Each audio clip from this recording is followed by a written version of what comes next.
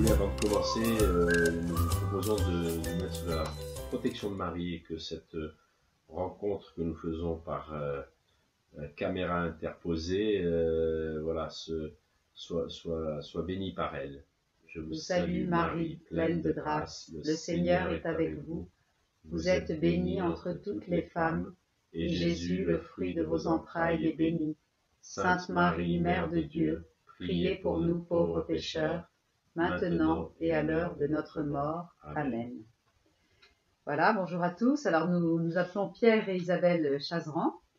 Nous habitons Aix-en-Provence et nous avons 7 enfants, un 8e au ciel et 15 petits-enfants, bientôt 16. Et si l'on nous a demandé de vous parler du thème « Oser la rencontre », c'est parce que nous avons expérimenté cette rencontre et les joies qu'elle procure pendant 5 ans en nous engageant avec l'association Le Rocher et en allant vivre avec d'autres volontaires de l'association dans les quartiers difficiles. Voilà, alors oser la rencontre, ça ne va pas forcément de soi et c'est peut-être par là que nous allons commencer. Voilà. Et si vous voulez, pour commencer, on a pensé que ça serait bien de repartir à l'origine. Et donc, l'origine, c'est la Genèse. Et dans la Genèse, on parle de la création. Et Dieu a donc créé toutes choses. Et le sommet de sa création, c'est l'homme. Il a créé l'homme à son image. C'est-à-dire, Dieu trinitaire a créé l'homme à son image et à sa ressemblance. Et il l'a placé dans le jardin d'Éden.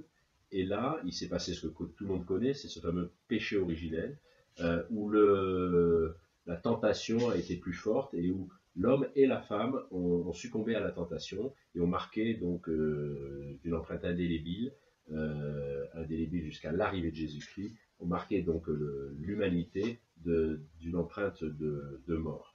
Cette empreinte de mort, finalement, c'est une rupture de la relation entre l'homme et Dieu, une rupture de la relation entre l'homme et la femme, et cette rupture nous poursuit encore. Et ça veut dire quoi? Ça veut dire que, en fait, il faut retenir que l'homme a été créé pour la rencontre, pour la relation. L'homme est à l'image de Dieu, de même qu'il y a une relation entre le Père, le Fils et l'Esprit Saint, mais il y a une relation dans l'homme avec son créateur, avec les autres hommes, avec la création. Et cette rupture de la relation fait que la rencontre de l'homme avec ses semblables est aujourd'hui plus compliquée. Alors il suffit d'observer des enfants de maternelle dans une cour de récréation ou dans un jardin public pour voir que la rencontre ne va pas de soi. Très souvent, ce sont des disputes à n'en plus finir pour piquer le seau ou la pelle de l'autre. Et cette difficulté de la rencontre, elle se vit, je dirais, à tous les niveaux, dans le couple aussi. On sait bien que la relation est blessée, que la rencontre n'est pas toujours évidente, suivant les moments. Voilà, donc le travail de l'éducation, c'est justement d'aider l'enfant à sortir de sa coquille pour accepter l'autre différent et pour accepter de partager avec celui qu'il rencontre, pour se décentrer de façon à aller vers l'autre. Avec, je dirais, une certaine vigilance, parce qu'il ne faut pas non plus, surtout à l'âge où l'enfant se construit et où l'adolescent est en pleine construction, il ne faut pas idéaliser la rencontre. Toute rencontre n'est pas bonne, il y a des rencontres toxiques, il y a des rencontres mortifères, avec lesquelles, bien entendu, il faut couper court, et c'est tout le travail des parents d'être vigilants pour guider l'enfant et guider l'adolescent vers ceux qui vont le faire grandir, l'aider à devenir meilleur, et non pas vers ceux qui vont le tirer vers le bas. Alors, bien entendu, dès le jeune âge, l'enfant va faire des choix. Il va choisir ses amis, et ces choix, bien entendu, sont légitimes. Mais j'aurais envie de dire, pour paraphraser une parole de l'Évangile, les païens n'en font-ils pas autant? Finalement, je pense que le Seigneur nous demande d'aller plus loin. Il nous demande d'aller plus loin que ces amitiés que l'on choisit et d'arriver à rencontrer aussi ceux qui nous déplaisent, ceux qui ne sont pas, je dirais, de notre cercle, ceux auxquels on n'aurait pas forcément pensé dès l'abord. Et là encore, je pense que c'est le travail de l'éducation d'inviter l'enfant et l'adolescent à sortir d'une certaine forme de confort amical, Je me rappelle que quand j'étais en classe, j'étais dans un institut tenu par des sœurs, on nous emmenait visiter les malades et parfois même leur laver les pieds. C'était une expérience très forte qui m'a marquée et je pense que ça fait partie de cette ouverture qu'il nous est demandé de transmettre ou de proposer à des enfants et adolescents, c'est d'aller au-delà. Et maman aussi me disait souvent, mais tu sais, dans ta classe, tu as une telle qui n'a pas beaucoup d'amis, et elle m'expliquait les raisons pour lesquelles sa famille était un peu marginalisée dans le quartier, etc. Et elle m'invitait à prendre soin de cette personne. Alors, je ne le faisais pas toujours, hein, et c'était pas simple parce que voilà, ça demandait de se faire violence, mais je pense que c'est bien dès l'enfance et dès l'adolescence, à la fois d'être vigilant pour que l'enfant ne fasse pas de rencontres toxiques, mais en même temps aussi à lui montrer que si c'est légitime de choisir ses amis, il faut penser parfois aussi à ceux qui ne font pas partie de notre cercle et qui sont parfois isolés et très seuls. Voilà, moi pour ma part, pendant mon adolescence, puis à l'âge adulte, et puis même après, quand on a été marié avec Isabelle, j'avais tendance à choisir mes amis, à choisir mes relations, et à, j'allais dire, en fait, éliminer ceux que j'avais pas envie de rencontrer, ceux qui me déplaisaient, ceux vers qui j'avais peur d'aller. Et donc, longtemps, j'ai construit une vie où je choisissais tout ce que je souhaitais. Alors, il y avait des choses bien, si vous voulez, par exemple, je pense au choix de l'école. C'est bien évident que on va pas aller prendre l'école la pire sous prétexte qu'il faut aller vers les autres. Donc on va vraiment essayer de prendre la bonne école pour nos enfants. Donc il y a des choix qui sont, si vous voulez, qui doivent être en lien et en concordance totale avec ce en quoi on croit et ceux qui nous motivent. Mais néanmoins, je m'aperçois, enfin, je m'en apercevais pas à l'époque, c'est après l'expérience du rocher que je m'en suis aperçu rétrospectivement. Je m'aperçois que j'allais vers ceux pour lesquels j'avais de l'affinité, pour lesquels j'avais de la sympathie, et je n'allais pas vers ceux pour lesquels j'avais des difficultés de relations, des difficultés réelles ou des difficultés que je supposais et qui m'empêchaient d'aller vers eux. Voilà, j'étais bien dans ma zone de confort, tout simplement, sans vouloir véritablement chercher à aller vers les autres qui peut-être avaient besoin de moi, mais je ne m'en rendais pas compte.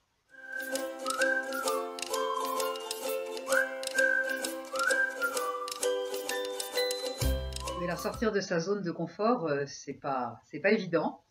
Ça n'a pas été du tout évident pour moi, qui aurait aimé me contenter de faire mon boulot, je dirais, de mère de famille et de grand-mère attentive à mes petits-enfants, sans forcément aller chercher midi à 14h. Bon, la Providence en a décidé autrement. Et donc, il a fallu quand même surmonter un certain nombre de peurs pour accepter d'aller vivre dans ces quartiers difficiles, d'aller vivre aux périphéries. Alors c'est vrai que quand le pape François nous a appelés, nous tous chrétiens, à aller aux périphéries, pour moi ça a été évident que la périphérie à laquelle nous étions amenés, c'était d'aller vers ce monde de l'immigration et des quartiers musulmans. Ça avait été un long chemin qui a duré plusieurs années pour que j'accepte d'entendre cette petite voix intérieure, mais ça a été une évidence. Alors quand nous sommes arrivés au Rocher, on nous a demandé d'emblée de faire du porte-à-porte pour aller nous présenter à nos voisins comme nouveaux habitants du quartier. Là encore, véritable combat. Pour moi, ça n'est pas du tout évident d'aller sonner à la porte des gens pour me présenter et dire voilà que j'arrive dans le quartier. Ça a été un combat pendant très longtemps, je dirais pendant pratiquement 4 années sur 5. Et l'immense surprise qui m'a été donnée, c'est que les portes se sont ouvertes très facilement. Et la plupart des personnes qui nous ouvraient la porte, soit prenaient un temps de conversation très agréable sur le pas du palier pour faire connaissance, soit carrément nous invitaient à entrer pour un moment de convivialité autour d'un thé, d'un café ou d'un jus de fruits. Et j'ai été extrêmement touchée par cet accueil. Au point d'ailleurs qu'avec Pierre, on en faisait une sorte de jeu. On partait faire du porte-à-porte de matinée par semaine et on s'était dit, notamment pendant notre année à Nîmes, on n'arrêtera que lorsqu'on aura eu notre café. Effectivement, d'ailleurs, on avait chaque fois notre café. Il n'y a pas eu une matinée sans qu'une porte se soit ouverte pour nous faire entrer. Et ça m'a évidemment interpellée parce que je me suis dit, mais moi, la bonne petite bourgeoise que je suis, quand on sonne à ma porte, quelle est ma réaction? Ma première réaction, si je ne m'attends pas à avoir une visite, c'est de me dire, mais de vivre ça comme une sorte d'intrusion et d'avoir envie de me débarrasser de la personne qui sonne. Et là, on était accueillis et on vivait cet accueil inconditionnel qui fait partie du programme du Rocher, où l'on nous dit par exemple de garder toujours le local ouvert et d'accepter d'être dérangé à tout moment par les personnes qui viennent nous solliciter. Eh bien, cet accueil inconditionnel que je pensais, moi, vivre en accueillant les autres, je l'ai vécu en étant accueilli. Et j'ai découvert un monde où l'on pratiquait de façon très naturelle l'accueil inconditionnel de l'autre. Et ça m'a tellement interpellée que j'ai demandé à une personne musulmane qui nous avait accueillis comme ça chez elle, mais comment se fait-il que vous accueillez si facilement l'hôte de passage? Et il m'a cité dans le Coran le passage où Abraham reçoit aux chênes de Mambré des visiteurs, et il s'avère que ces visiteurs étaient des anges. Et donc il m'a dit, mais vous savez, quand on accueille quelqu'un, on se dit toujours que c'est peut-être des anges. C'est magnifique. Et alors là, ma surprise a été immense de constater que nous avons les mêmes textes, d'une part dans le chêne de Mambré, où effectivement Abraham se met en quatre pour accueillir ses trois hôtes de passage, et il s'avère que l'un d'eux est le Seigneur, et également dans l'Épître aux Hébreux, où il est dit cette phrase toute simple, pratiquer l'hospitalité, car en l'exerçant, quelques-uns ont logé des anges. C'est dans la lettre aux Hébreux en 13.2. Et je me suis interrogée pour savoir pourquoi dans le monde musulman ça va de soi et pourquoi chez nous chrétiens ça ne va plus de soi, d'accueillir l'autre avec cette simplicité et ce cœur ouvert sans se poser d'autres questions finalement que l'accueil. Il y a eu le porte-à-porte et puis il y a eu beaucoup de rencontres. Par exemple, quand on était au local, qu'on était en réunion, quelqu'un venait au local, on arrêtait la réunion pour l'accueillir et s'occuper de lui. Il y a eu, moi personnellement, j'ai eu des rencontres avec ce qu'on appelle les grands jeunes. Les grands jeunes, c'est le trafic, c'est la drogue, c'est la violence, c'est l'alcool, c'est le sexe, enfin c'est beaucoup de choses dures à accepter. Et donc, dans les relations que j'avais avec ces grands jeunes, je n'ai jamais vu la difficulté ou l'épreuve qu'ils étaient en train de vivre, mais j'ai toujours vu l'homme, parce que c'est surtout des garçons, l'homme qui était empêtré dans ses addictions et qui était malheureux.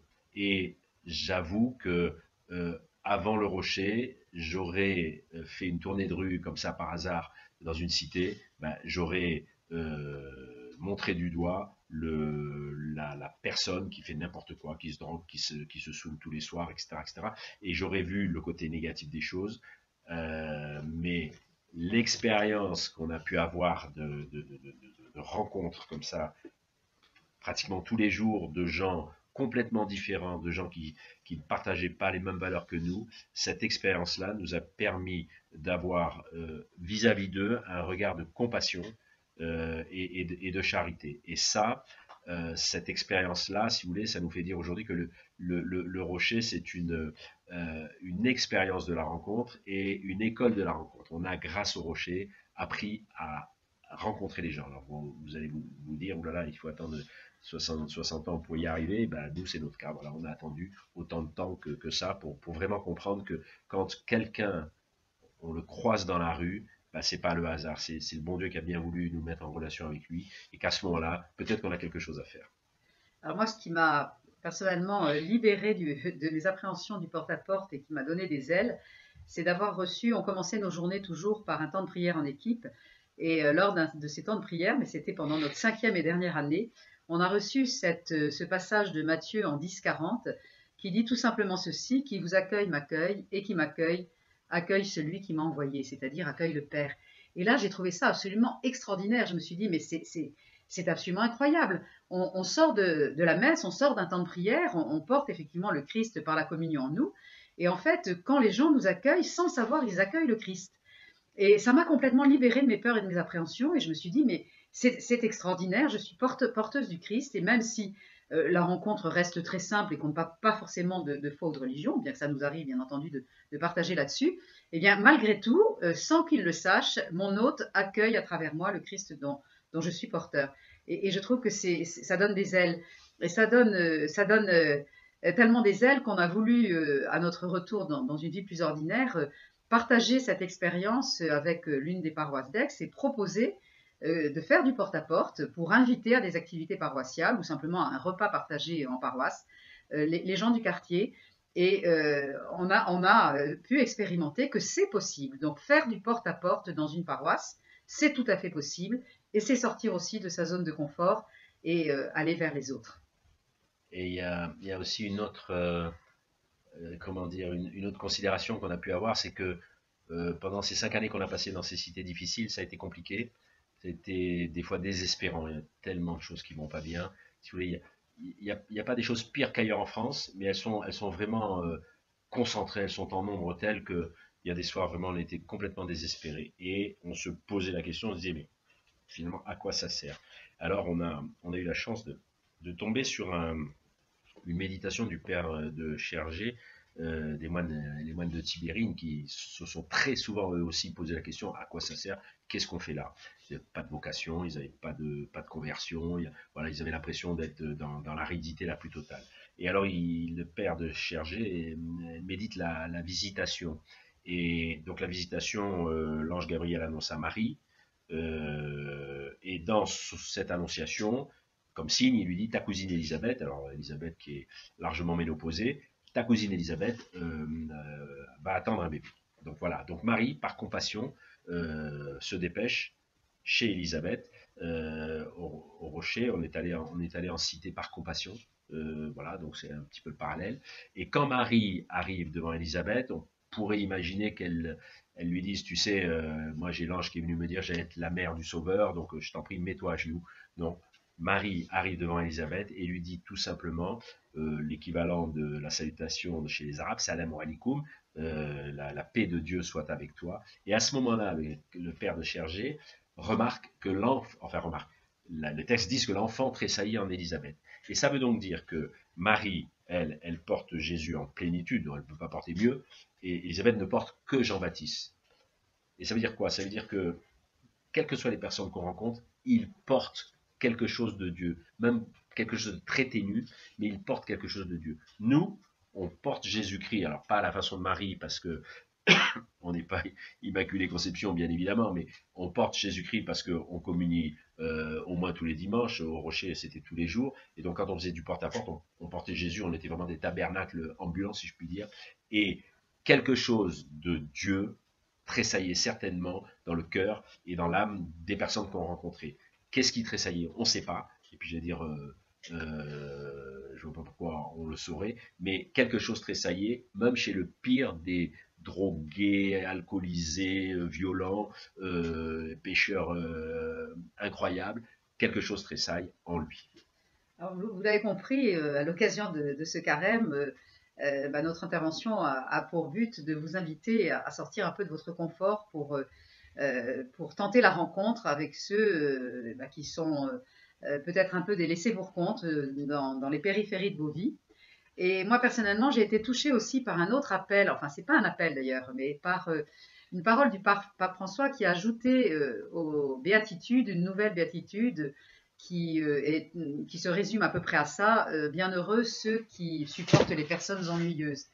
Et je me suis dit, ça c'est un peu fait pour moi, parce que j'ai tendance à escamoter très vite les sollicitations des personnes qui m'ennuient, et je me suis dit, d'ailleurs à l'occasion d'un carême, tiens c'est peut-être le travail qu'il faudrait que je fasse, de me rapprocher de personnes que j'estime, dans mon orgueil, je dirais ennuyeuses. Et donc j'ai pris mon carnet d'adresses, et puis j'ai regardé un peu des personnes à qui je téléphonais pas, ou qui, voilà, avec qui je n'avais pas forcément envie justement d'oser la rencontre. Et au départ, tout feu, toute flamme, je me suis dit, je vais passer plusieurs coups de téléphone par jour pour sortir un peu de ma coquille et aller vers ces personnes-là. Et puis, bon, le premier coup de fil a duré plus d'1 heure, donc je me suis dit, non, soyons raisonnables, un par jour, ça suffit, voire assez vite, un tous les 2 jours. Enfin, j'ai revu à la baisse mes ambitions. Alors, un ami m'a dit, non, sans humour, bon... si on comprend bien, si on reçoit un coup de téléphone de toi, c'est qu'on est dans ta liste des personnes ennuyeuses. Alors, j'espère que mes amis n'en sont pas à croire ça, bien entendu. Et alors, il y a une chose très belle aussi qu'on a reçue. Le fameux, ce dont je parlais tout à l'heure, le fameux Salem ou alikum, que la paix de Dieu soit avec toi.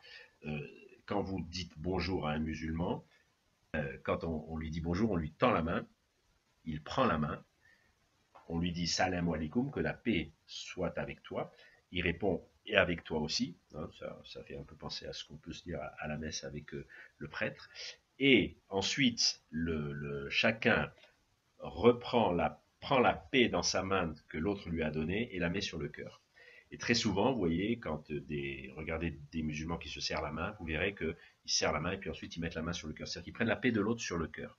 Et cette image, c'est pas qu'une image, cette façon de faire, si vous voulez, ça nous a vraiment étonnés. Et ça nous a rappelé Charles de Foucault, le début de sa conversion, c'est son voyage au Maroc. Et j'ai plus tout à fait en tête la phrase qu'il a écrite dans ses lettres, mais ce peuple profondément religieux m'émeut. Voilà, là, il y a une expression que j'aime beaucoup, c'est élargir le cercle de sa tente. Aujourd'hui, l'appel est encore plus vaste et vraiment, je crois vraiment qu'il faut sortir de sa zone de confort pour aller aux périphéries. Alors, les périphéries, ce sont justement ces zones où on n'aurait pas du tout l'idée d'aller. Et c'est pas parce qu'on n'a pas d'appétence et c'est pas parce qu'on se sent pas capable d'y aller qu'on n'est pas appelé à le faire.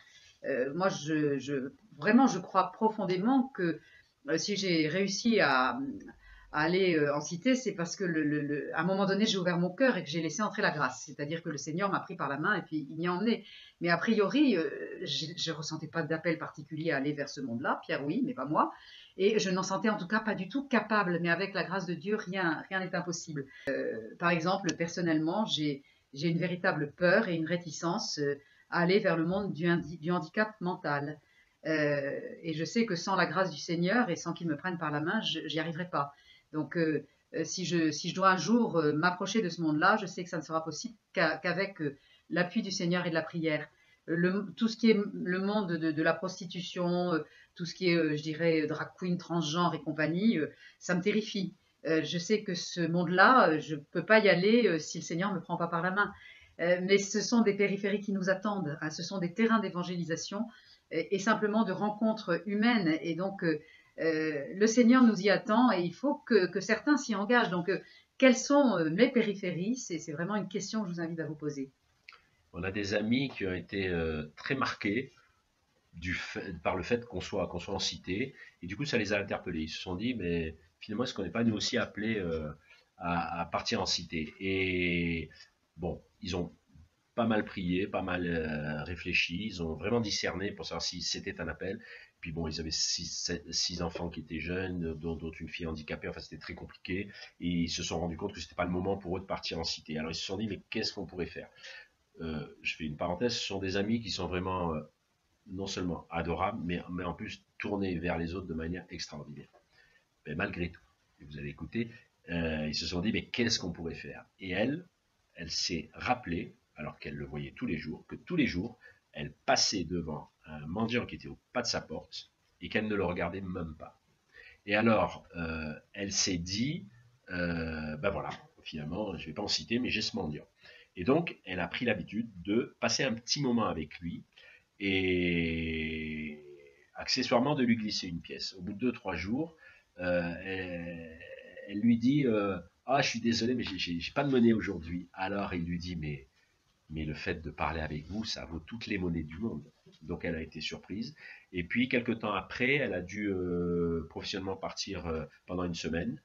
Et le matin suivant de son retour chez elle, elle s'arrête chez ce clochard, c'était un clochard, et ah, vous êtes là, je me suis fait tellement de soucis. Elle s'est dit, c'est quand même incroyable, moi j'ai mon appartement, j'ai ma famille, j'ai tout mon confort, et je suis passé 6 mois devant ce monsieur sans même le regarder, et lui, il se fait du souci pour moi. Voilà. Et finalement, elle nous disait, ben, j'ai trouvé la périphérie vers laquelle je ne voulais pas aller, je détournais le regard. Et le bon Dieu m'a amené à considérer ce clochard et à en faire un véritable ami. Voilà. On a fait un bref survol d'un certain nombre de rencontres qu'on a pu faire en cité, et vous avez vu avec nous qu'il y avait des difficultés, mais que finalement on était très content de les avoir faites. Voilà. Il y a des freins et il y a des fruits.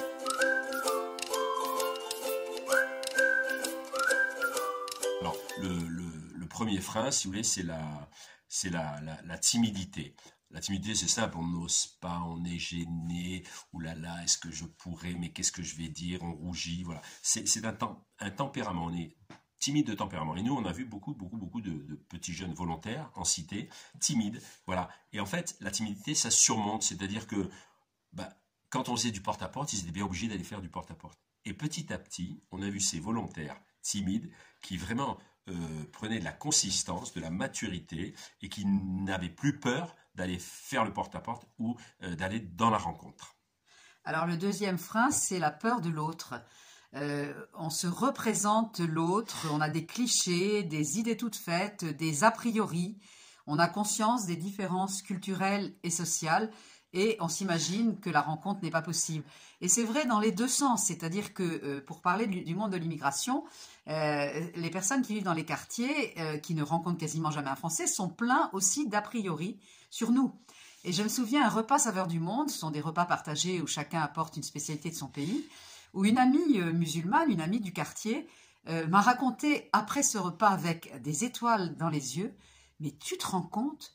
J'étais à table à côté d'un avocat versaillais et on a parlé, mais sans problème.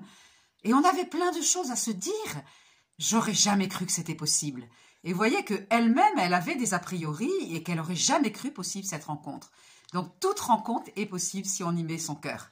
Voilà, alors un autre frein, c'est la peur du regard des autres. Voilà, je suis conduit, amené à faire quelque chose avec quelqu'un que je rencontre, par exemple, mais j'ose pas parce que je suis avec mes copains et qu'est-ce qu'ils vont dire, donc je le fais pas, la peur du regard des autres. Et alors moi, je me souviendrai toujours, tout début où on était au Rocher, on se baladait, il y avait un gars assez extraordinaire qui s'appelle Victor, et Victor, on croise un camion de poubelle, et Victor s'arrête et se met à discuter avec les éboueurs.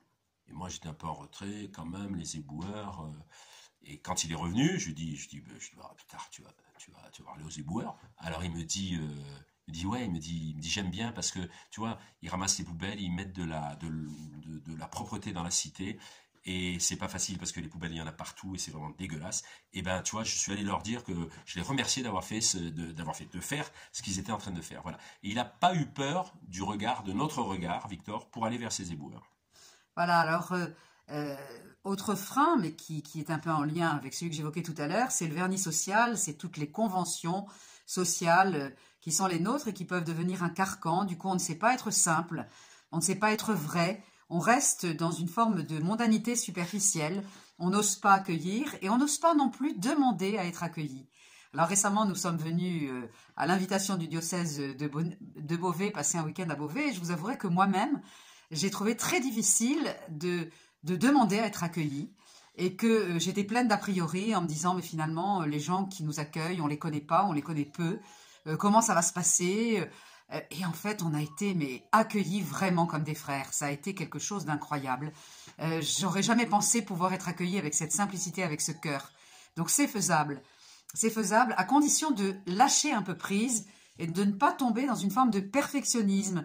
Parce qu'on peut s'imaginer ne pas savoir recevoir autrement qu'en mettant les petits plats dans les grands. Et du coup, on se cantonne à des gens qui nous ressemblent. Sachons être simples, sachons être vrais, sachons accueillir dans la simplicité. On a vu les freins, maintenant si vous voulez bien, on va voir les fruits, sachant que grâce à Dieu, la rencontre produit des fruits extraordinaires. Alors, le premier fruit qu'on reçoit dans la rencontre, si vous voulez, c'est la joie. Voilà. On a passé 5 années très joyeuses. On continue à être joyeux dans nos rencontres. Et vraiment, alors ça ne veut pas dire qu'avant le Rocher, on était dans la tristesse. Hein, il ne faut pas non plus exagérer. Mais c'est parce qu'on faisait de belles rencontres avant aussi et qu'on était aussi dans la joie. Mais vraiment, le premier fruit de la rencontre, c'est la joie. La joie d'être allé vers l'autre. Donc d'avoir surmonté mes peurs, premièrement. Deuxièmement, la joie d'avoir reçu de l'autre quelque chose. Et troisièmement, comment dire, petit à petit, à travers cette rencontre, à travers la joie qu'elle me donne, si vous voulez, s'aiguise en nous le sens de la compassion. La compassion qui est le deuxième fruit. C'est-à-dire qu'on ne va pas vers les autres par devoir, on ne va pas vers les autres par, j'allais dire, idéologie, on va vraiment vers les autres par compassion, parce qu'on veut les aimer, on essaie de les aimer, et donc on va vers les autres. Ça, c'est les deux premiers fruits. Alors c'est vrai que, et ça paraît être un lieu commun, on reçoit beaucoup plus que ce que l'on donne. Moi, j'ai été frappée, chaque fois que je suis retournée, par exemple, au Muro, de la joie qu'on m'a manifestée de me retrouver. Et récemment, on a eu l'occasion d'y aller, et une amie m'a dit « Je t'ai apporté des cadeaux ». J'en étais gênée, je dis « Mais tu n'as pas à m'apporter de cadeaux ». Elle me dit « Tu sais, c'est des cadeaux qui viennent du cœur, ce ne sont pas des cadeaux de valeur marchande, mais c'est des cadeaux qui viennent du cœur ». Alors j'ai déballé le premier cadeau, c'était une sorte de petit chandelier avec des petites bougies à brancher à l'électricité. Et elle m'a dit « Tu vois, je t'offre ça, je vous offre ça, Pierre et à toi, parce que vous avez apporté de la lumière dans nos vies. » Et j'en ai été, mais sidérée. Je me suis dit, mais quelle lumière j'ai apporté? Je lui ai juste offert mon amitié. Alors, un autre fruit, on apprend à aimer sans juger. Si vous voulez, les codes, les cadres dans lesquels on vit, fait qu'on met chacun dans une case. Alors, voilà. Personnellement, j'aurais jamais pu imaginer m'attacher vraiment d'un vrai lien d'affection avec un de ces grands jeunes délinquants qui, dans une autre vie, me faisait une peur terrible et que j'aurais pas aimé rencontrer la nuit au coin d'un bois. Et en fait, ce jeune, j'ai été frappée par la candeur de son sourire. Et je me suis dit, mais malgré toutes les turpitudes qu'il a pu faire, parce qu'il a fait de la prison, il y a en lui encore quelque chose de l'enfance. Et son sourire me touchait. Un autre fruit, si vous voulez, c'est que malgré la différence, on voit qu'on peut nouer, créer de vraies amitiés solides, durables. Et pourtant, on n'est pas du même milieu, on n'a pas les mêmes références culturelles, on ne croit pas tout à fait aux mêmes choses. Moi, de mon côté, je suis devenu très ami avec un père de famille ivoirien, Yacouba. Ce serait trop long de vous expliquer comment toutes les choses sont passées. Mais vraiment, quand je l'ai quitté, il m'a dit « Mon frère, tu me quittes, c'est compliqué au Rocher, on est en cité, puis on quitte la cité. » Et là, ils prennent ça un peu comme une trahison. Et j'avais un très bon ami, Nicolas, je lui ai dit « Nicolas, voilà, toi tu restes sur place, s'il te plaît, occupe-toi de Yacouba. » Et il y a Yacouba, quelques temps après, qui m'a envoyé un message, mal écrit, mais peu importe, en me disant « Pierre, je te remercie parce que je crois qu'avec Nicolas, j'ai trouvé un nouveau frère et je suis vraiment content. » Et maintenant que j'ai Yacouba très souvent au téléphone, c'est vrai que j'ai toujours plaisir à l'avoir et réciproquement. Et le fait finalement qu'on soit quitté, qu'il y ait eu Nicolas qui ait fait l'intermédiaire, ben, on a gardé l'amitié. Alors, Pierre parlait tout à l'heure de compassion et ce qui m'a beaucoup frappé aussi, c'est que c'est vraiment en partageant les épreuves que j'ai tissé les liens les plus profonds. Je me souviens notamment être partie en camp famille. Les camps famille, on emmène des familles de la cité pour un temps de vacances, avec une jeune femme qui était maman de 2 jeunes garçons qui avaient un léger retard.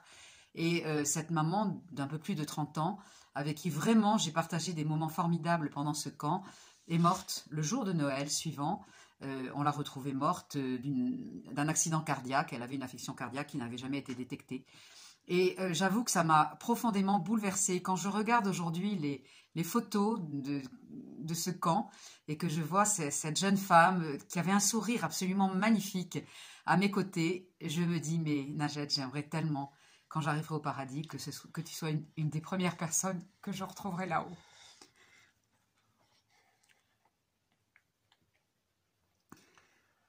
En fait, le dernier fruit, enfin, il y en a beaucoup d'autres. En fait, on fait tomber des murs. On fait tomber des murs, on fait tomber des barrières. On crée des ponts. La rencontre permet de créer des ponts entre des mondes qui s'ignorent. Enfin, pour nous, en l'occurrence, au Rocher, c'était entre des mondes qui s'ignorent. Et si vous voulez, on participe à la construction de la civilisation de l'amour.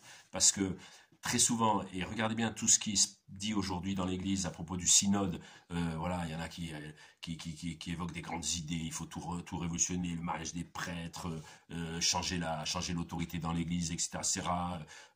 C'est pas ça que le Seigneur nous demande. Le Seigneur, il nous demande pas d'aller révolutionner quoi que ce soit. Le Seigneur nous demande de faire la rencontre, d'oser la rencontre là où on est, de telle manière que tu m'as ému, toi. De telle manière que cette rencontre fasse tomber des murs, et c'est ça qui va créer la civilisation de l'amour. Ce n'est pas le mariage des prêtres ou toute autre bêtise qu'on peut entendre dans tous les coins de rue maintenant, mais c'est vraiment ça. Voilà. Et on a un exemple magnifique, on a fêté les 20 ans du Rocher il n'y a pas longtemps, et il y a eu le témoignage de une Africaine noire et une Maghrébine, et elles sont venues témoigner que l'Africaine, qu'elle ne fréquentait pas les Maghrébins, les Arabes comme ils disent, fréquente pas les Arabes, parce que les Arabes, de fréquenter les Arabes, c'est un péché. Et la Maghrébine disait qu'elle ne voulait pas voir la femme noire parce que elle ne savait pas élever ses enfants. Et elles ont été obligées de se retrouver au Rocher, au Café des Femmes, et là, elles se sont rendues compte qu'elles avaient les mêmes soucis de famille, les mêmes soucis éducatifs, qu'elles n'étaient pas diaboliques ni l'une ni l'autre, etc., etc. Elles sont devenues de véritables amies. Elles nous ont témoigné que la rencontre au Café des Femmes leur avait permis de créer une véritable amitié.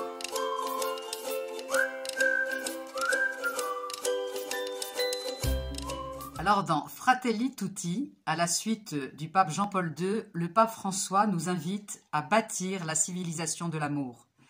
Et il y va, et il insiste là-dessus, pour chacun d'entre nous de son salut éternel, car c'est là-dessus que nous serons jugés. Et ça commence ici et maintenant. Donc nous vous invitons à prendre du temps pour réfléchir, d'abord individuellement, puis en partageant en famille, réfléchir aux questions suivantes. Alors voilà, il y en a 3. La première, c'est l'accueil de l'autre. Par exemple, il y a un nouvel arrivant dans une école, dans la paroisse, dans mon quartier. Quelle décision concrète je puis prendre dans ce domaine? Par exemple, une invitation à un apéro. Vous réunissez vos voisins, vous les invitez à un apéro, voisins que vous ne connaissez pas. Un repas, un goûter, un café. Donc là, l'exercice, c'est qui et quand. C'est pas ah ouais, c'est une bonne idée, ah, c'est génial. Qui et quand. Voilà, c'est le premier exercice, d'accord? L'accueil de l'autre autour de vous. Deuxièmement, le réseau familial, parce que c'est bien gentil d'aller faire la rencontre au sud de l'Afrique, mais le réseau familial est important, le réseau amical est important, le réseau professionnel. Y a-t-il quelqu'un autour de vous à qui un coup de fil ferait plaisir ou une visite? On dit beaucoup qu'il faut aider les malades. On vient de se rendre compte avec Isabelle qu'on a une amie dont le mari est hospitalisé depuis 2 ans. On n'a pas été le voir une seule fois. Voilà. Donc là aussi, qui et quand? Faites le tour. Prenez vos agendas, faites le tour. Prenez vos carnets d'adresses, pardon. Faites le tour et dites surligner. Et celui-là, quand? Celui-là et quand ça. Et dans les semaines qui viennent, pendant le carême essentiellement, vous y allez. Quelles sont mes périphéries? Quelles sont ces personnes ou ces groupes qui ne sont pas très loin, mais avec lesquels je n'ai jamais eu aucun contact? Alors, ça peut être un mendiant, justement, à qui je n'ai jamais parlé. Ça peut être une maman que je vois à la sortie de l'école, mais que j'évite parce qu'elle est voilée. Ça peut être un foyer de l'Arche où je ne suis jamais entrée. Là encore, on vous invite à réfléchir à la question suivante. Vers qui vais-je aller? Vers quelle est ma périphérie? Et là encore, à vous poser la question très concrète. Comment, où et quand? Comment vais-je faire pour entrer en contact avec cette périphérie? Où cela va-t-il se passer et quand? Voilà, au travail. Très bien, ben on a été content de passer ces quelques temps avec vous. On sort du week-end famille à Beauvais et on peut vous dire que vous avez un beau Dieu aussi. Bravo, continuez, merci. Merci, bon carême.